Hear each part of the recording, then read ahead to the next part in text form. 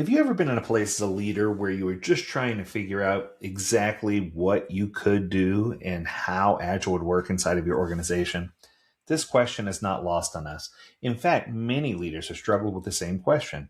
And it's for this reason we created this Agile Leadership Playbook. This updated 2026 volume will review who we are as a company and the three things that you need to know. What do you need to know about Agile? How do you get started? And how do you responsibly scale business agility?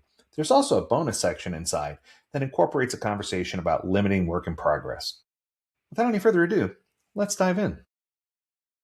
So, the first question is, what do you need to know about Agile? As a leader, this is a very thoughtful and personal question because not every organization is structured the same way. Many organizations are different size, have different cultures, have different ecosystems.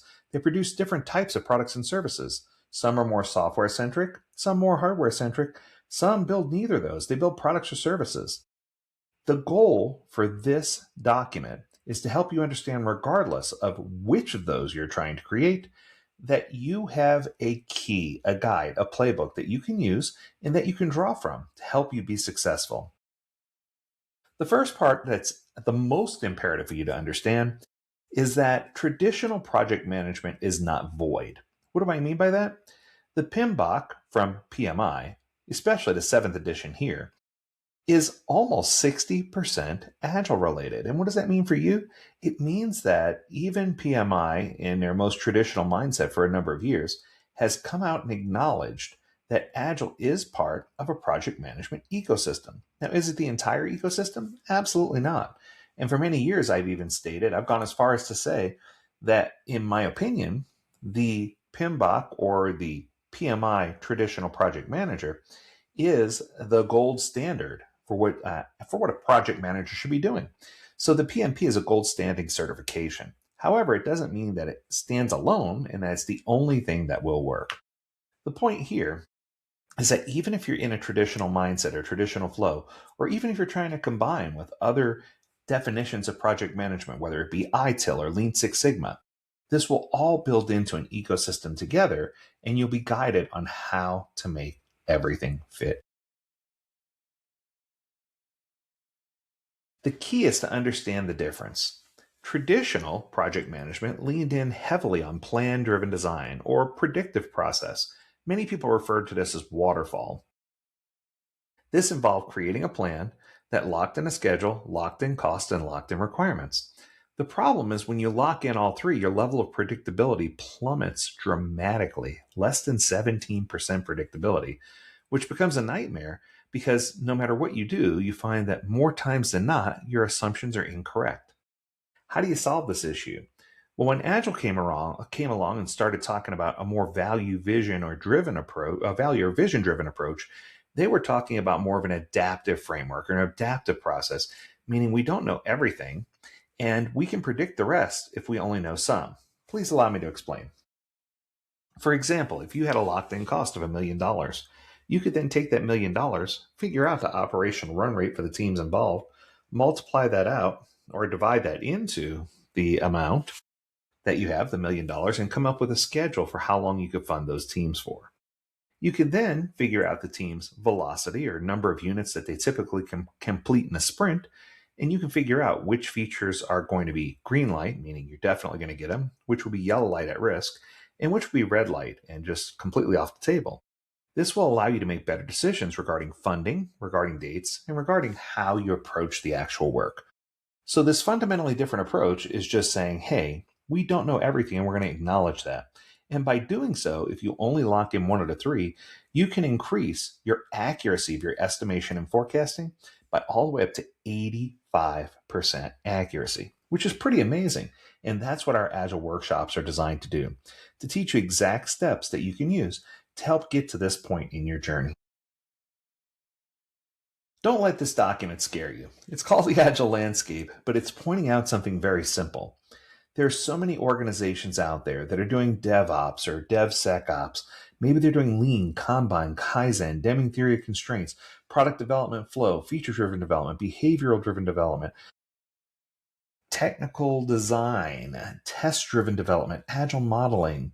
They could be doing Crystal, Clear, the Mikado method, Rational unified process, Agile unified process, dynamic systems development method, Deming theory of constraints, extreme programming, product development flows, Synethan, design thinking, even Prince 2 or Waterfall, which are somewhat agile at this point.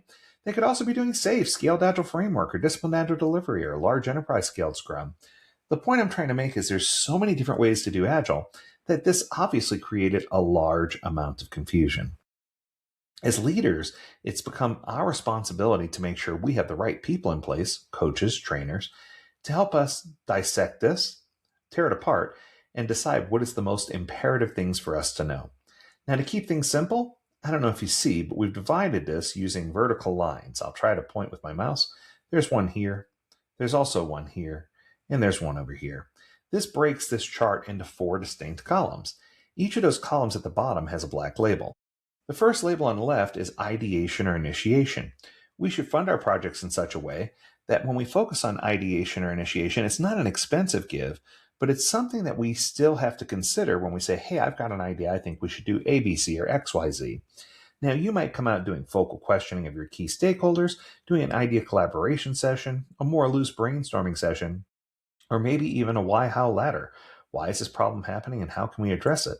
You can create a business vision or a business model canvas as something lightweight that you could just grasp onto. Now, I do want to point out if we're using a $sign system where $1 is the least expensive and 5 is the most, this would be a $1 initiative, meaning that it would be very inexpensive for you to do, but still something worthwhile.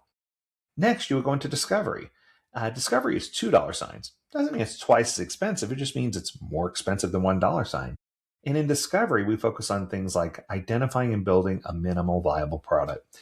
Now, that is a trick. It's a trap, right? In the words of Admiral Akbar. What I mean by that is every organization defines MVP a little bit differently.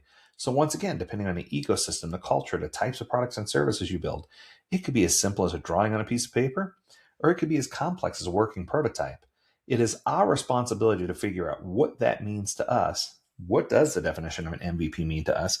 And then organize our work around that definition so that we can be building towards a common cause. Now, in order to do so, the first step is to identify what targeted personas are going to be using the system or the product. Meaning, it could be an internal system, it could be an external system, it could be a group of people, a single person. We need to identify what is going to touch or use this product or service and how it's going to map out. At that point, we want to make sure we identify an elevator pitch or a product vision statement that's going to allow you to encapsulate what you're trying to do for that persona. It might sound something like, for our target audience that is suffering or struggling with this issue, our product or service is this type of product or service that provides this key benefit or compelling reason to buy it. Unlike a competitor's product or service, ours is different or better for these reasons. At that point, you know wholeheartedly that you understand the who, what, where, when, why, and how behind what's going on with this project. And at that point, you can begin the process of mapping. Whether it's relational mapping, context mapping, perspective mapping, empathy mapping, ecosystem mapping, story mapping, journey mapping, this is where you can start creating the flow of how people are going to use your product or service, what the expected outcome is, and how it's all going to fall together. At the end, you might put together a lightweight delivery plan or a business case, or you might do a risk log, or even create a small charter, a lightweight charter, to kind of guide you so that way everyone's on the same page with the direction that this product is going. Third, the largest section on here is called delivery. Now, delivery is $5 signs. It's super expensive because this is where all of the main Agile components live. So this is where you're getting all your technical people involved, all of your high-paid folks who are going to come in and say, hey, we want to make a difference. We want to add input or add value to the product or service that you're building. It is $5 signs because this is where majority of the development or build out happens. This is where everyone becomes involved. And this is where most of the Agile ceremonies live. So when you hear people talking about creating a product backlog, doing sprint planning, breaking things down into smaller stories, doing daily stand-ups, having retrospectives, doing demos, using story point estimation techniques, all of these things fall in delivery. And delivery is the most expensive step. The problem that most organizations fail, or fear, the problem that most organizations face that causes them to fail, is that we as an organization tend to heavily focus on delivery, getting things out of the door, which is a focus on output instead of a focus on outcome. In reality, our goal should be to achieve the right outcome. Really happy customers with as little output as possible. So it resets the way that we approach work. It resets how we consider what we're doing, and it forces us to reevaluate where we are and where we're trying to go. This is also referred to as the empirical process, where we go through, inspect, and adapt, and we do things in a transparent way so everyone can see exactly what's going on. As leaders, if we can enforce that, we can shrink the amount of time that we spend in delivery. And if we do run across any questions, we should go back and ask those questions in Discover, where it's less expensive and fewer people involved, rather than bringing the team through multiple discovery sessions during delivery, which could be extremely expensive, which is something you definitely don't want to do. The final column is release. Release is how we're going to get this product or service to our customers.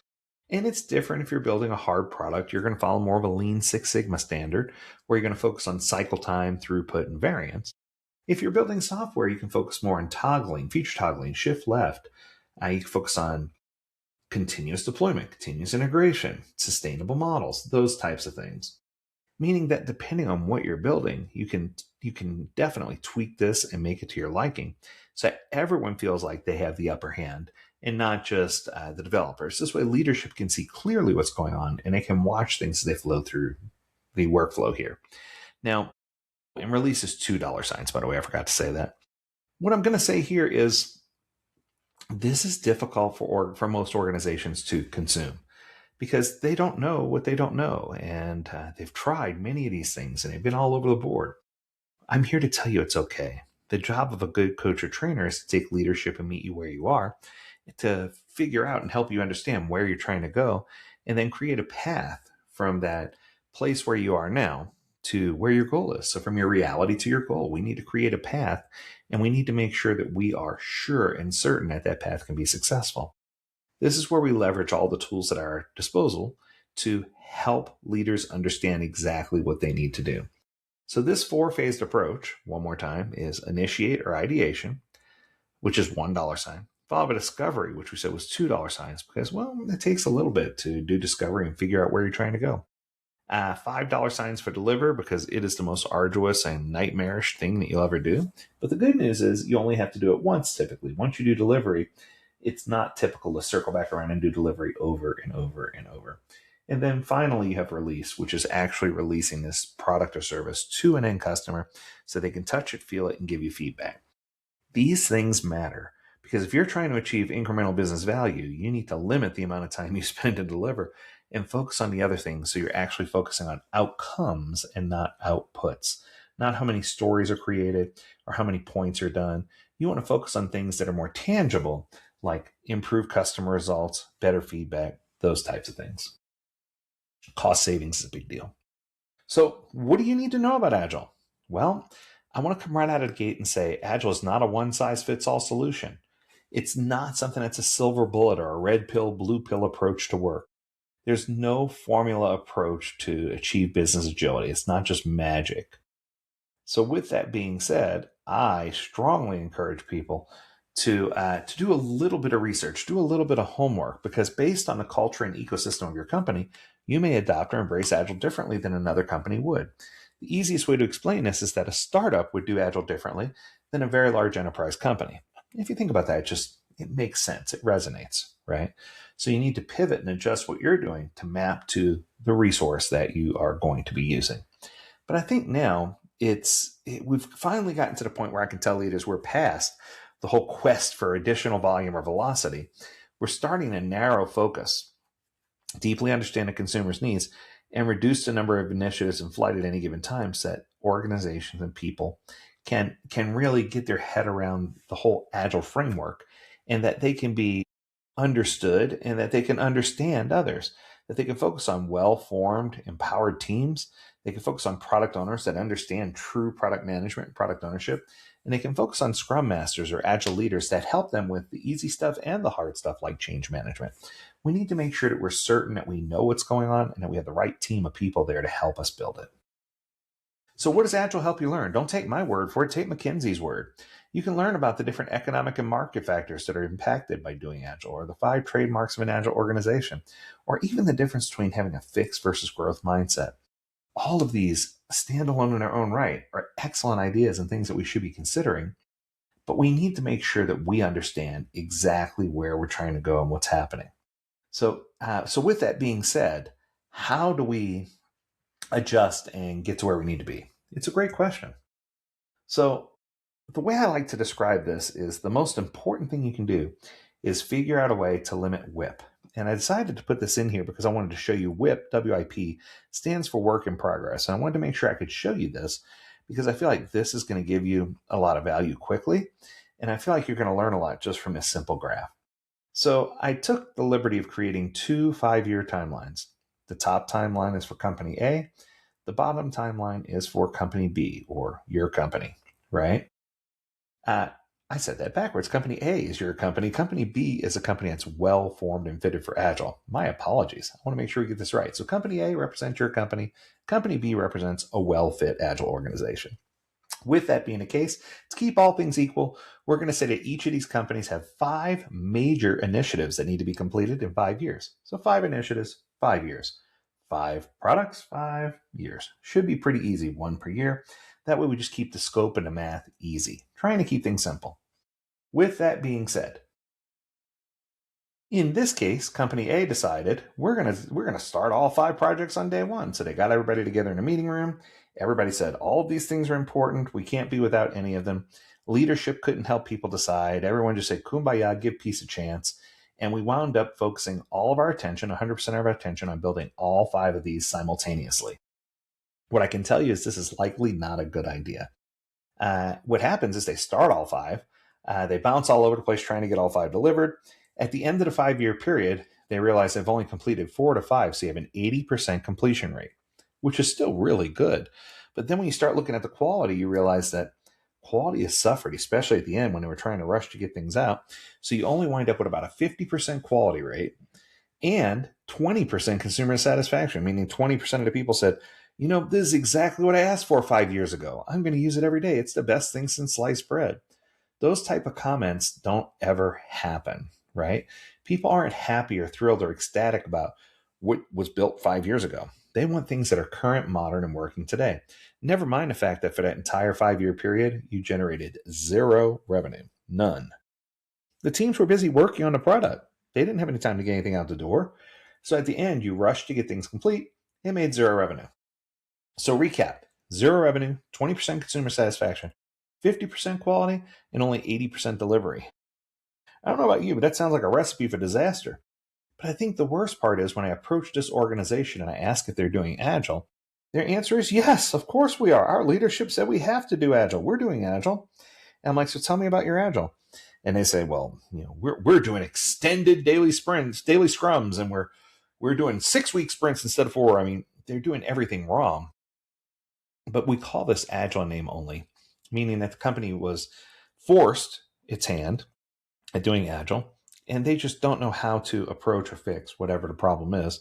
And they're going through all the ceremonies. They're just not delivering anything good. This happens where I see organizations all the time. They're incredibly busy. They're spinning their wheels. They got everybody cranked. Everybody's cranking. Everybody's doing stuff, but they're not delivering high quality products and services.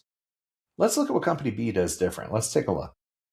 So company B, they have that same meeting on day 1, but instead of saying all 5 projects are important, they put them in a rank order. They say this should be number 1, number 2, number 3, number 4, number 5.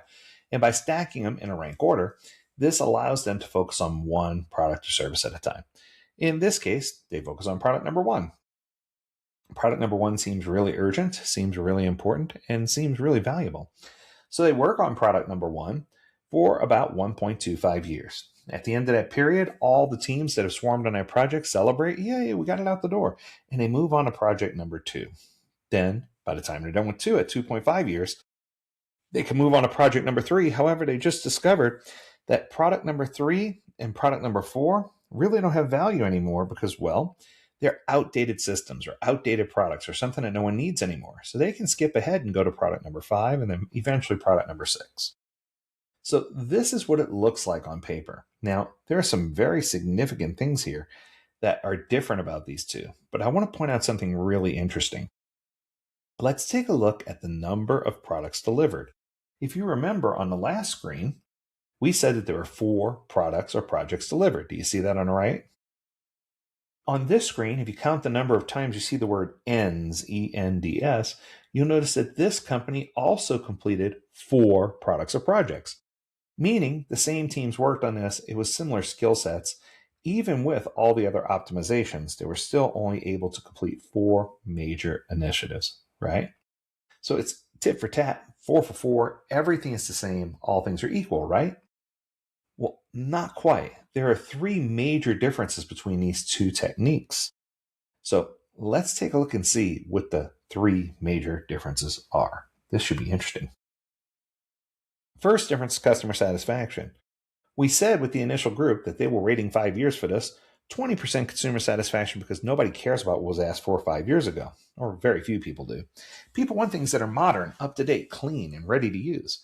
That would be the second model where they achieve 70 to 90% consumer satisfaction. Okay, let's go to the second difference.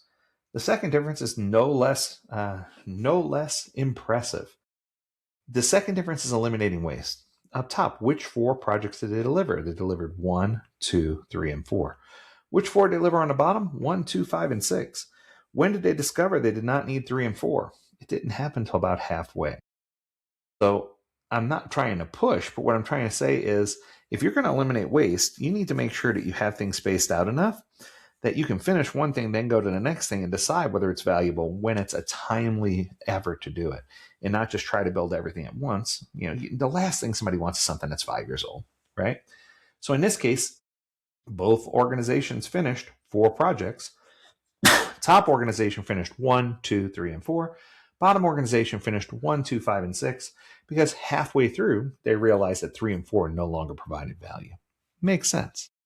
Okay.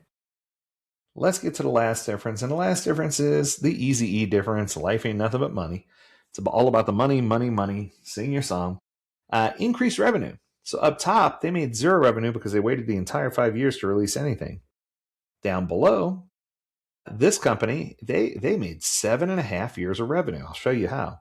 That last project, project number 6, they didn't finish it, so we're good to go there. Or at least they finished it, but they finished it at the end, right? So they didn't generate any revenue with that one. Product number 5 generated 1.25 years of revenue. Product number 2 generated 2.5 years of revenue. And product 1 generated 3.75 years of revenue based on this model. So if somehow you added all those together and multiplied it, you come up with a pretty decent sized number, right? It's one of those things where most organizations don't take the time to figure this out because they're still stuck in a rat race of trying to do 1, 2, 3, and 4. So with that being said, this is much more efficient, much more smart. You're getting rid of ideas that won't ever be used. There's so many positives here that need to be done that are just exceptional, right? So this is just an example to show you how you can limit WIP at the project level.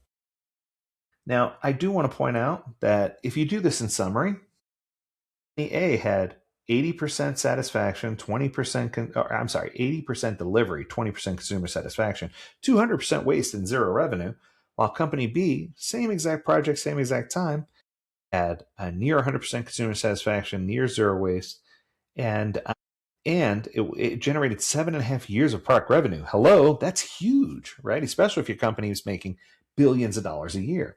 So these are all things that you have to consider. So in this model, I asked executives, which company do you want to emulate, A or B? I could do either. And I mean, unanimously, out of the gate, it's always B. Because people want to make sure that they're not wasting money, that they're spending their money on the right things, and that they're generating revenue as they go. Because people want to be responsible. People want to be helpful. So do keep that in mind.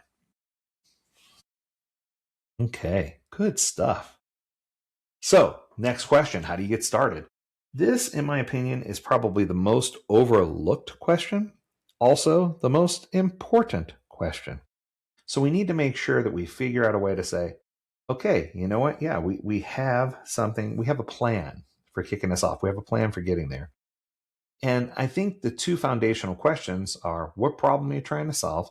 And why have you chosen Agile as your solution to solve the problem? Because if people really understand Agile, that's not a red pill, blue pill, silver bullet approach, then they'll understand that Agile, when used in a clean way, can provide you with all kinds of good solutions to your experimentation. It should be able to help you build a product or service like you've never built before. But I think the thing here is most organizations aren't comfortable answering those questions, or at least they don't know the answers wholeheartedly to those questions. But I think it's important to determine that Agile's a right fit, both culturally and organizationally, so that people can identify a single high impact initiative to focus their attention on. And this is where teams can swarm to limited work in progress to make sure that we're building the right thing, building the thing right, and building it fast so that we have that Venn diagram in place so everyone is happy. Okay?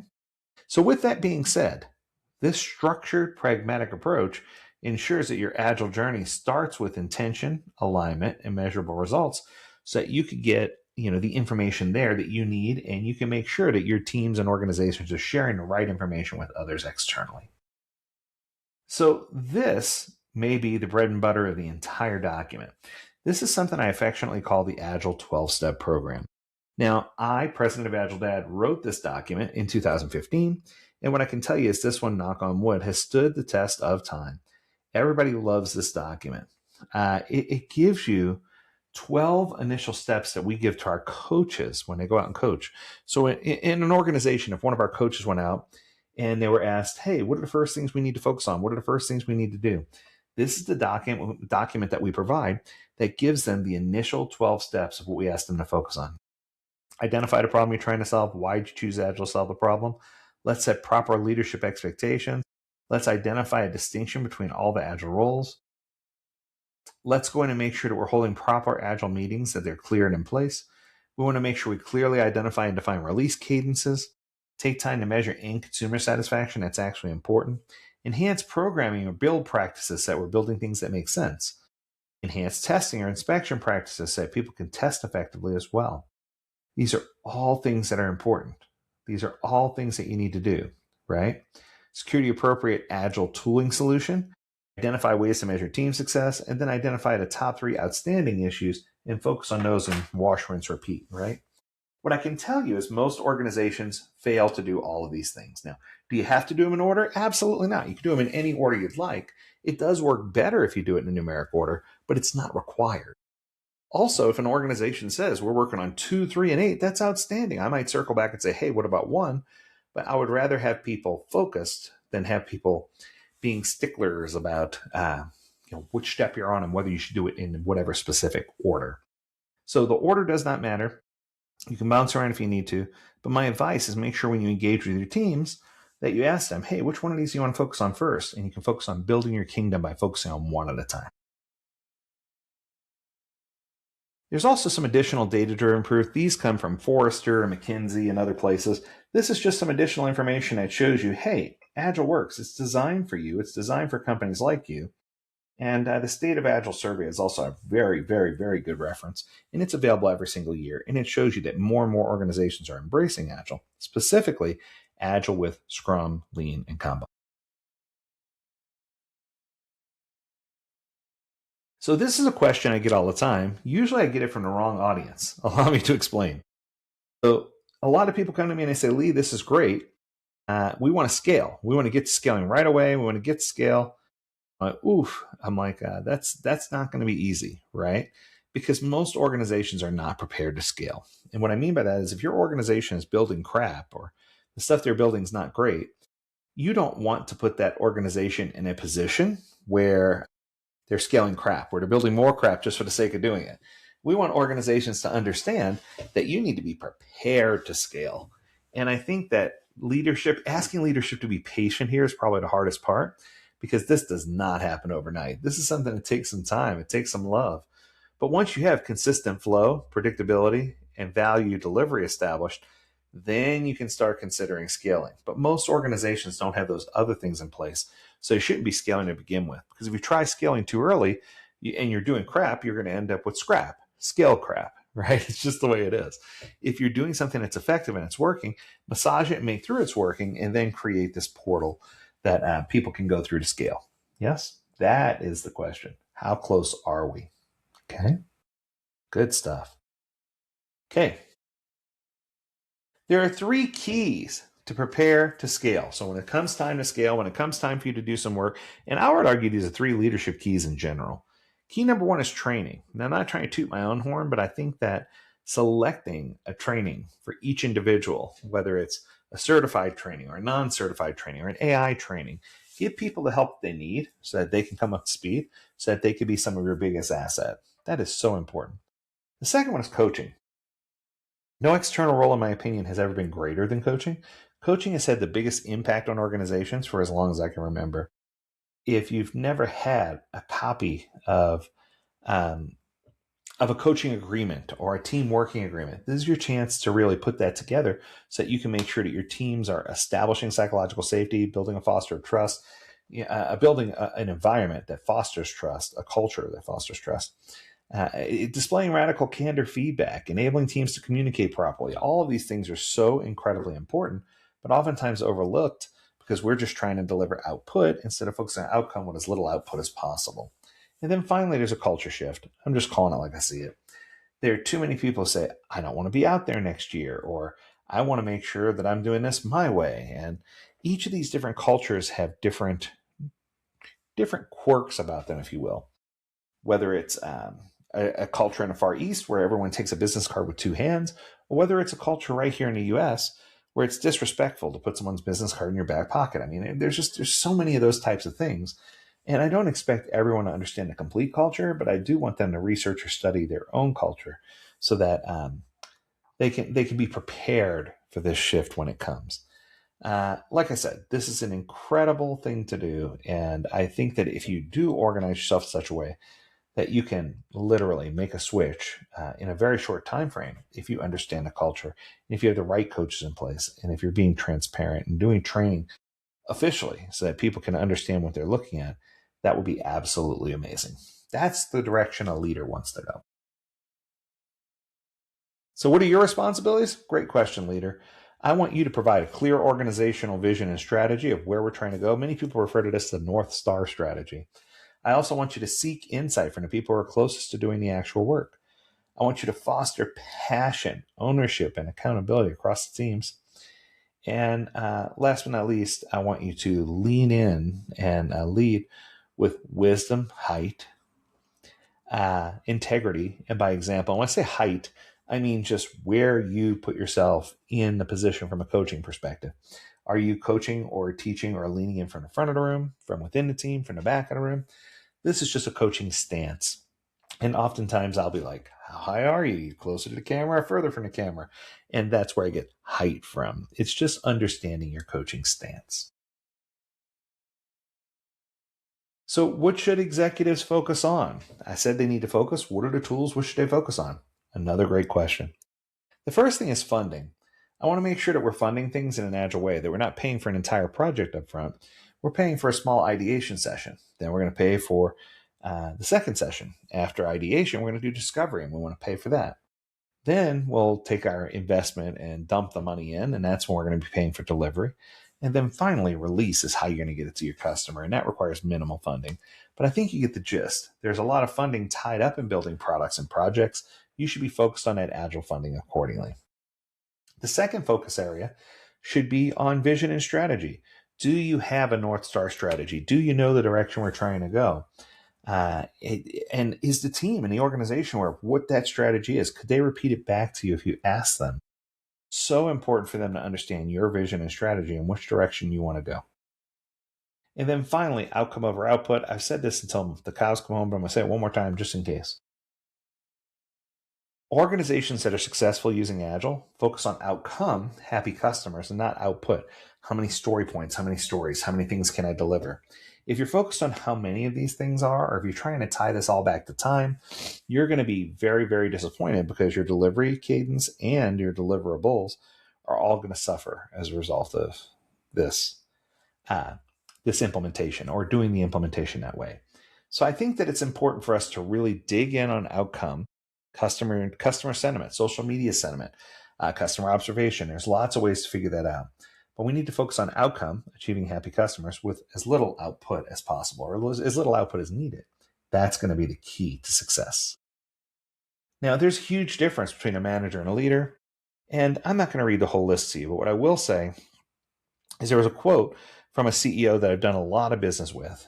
And he's from the UK. And he said, Lee, he says, people don't care how much you know until they know how much you care. You could be the smartest person in a room, but if you don't care about people and you don't treat them with dignity and respect, it's not going to work out. So my hope is that we can be less of a manager and more of a leader and find ways to meet our team where they are, to embrace them, to help them move along meetings more quickly so that we can get through this, so that we can get to the crux of our job. And that way we can do the things we need to do to empower the team and the organization to be successful with our leadership. So I want to take a moment and say thank you. This is about as heavy as the advertising gets in this session, but I realize that you had a lot of things you could have done with 30 minutes of your time. And the fact that you carved out 30 minutes to spend with me is pretty incredible. And I appreciate it very much.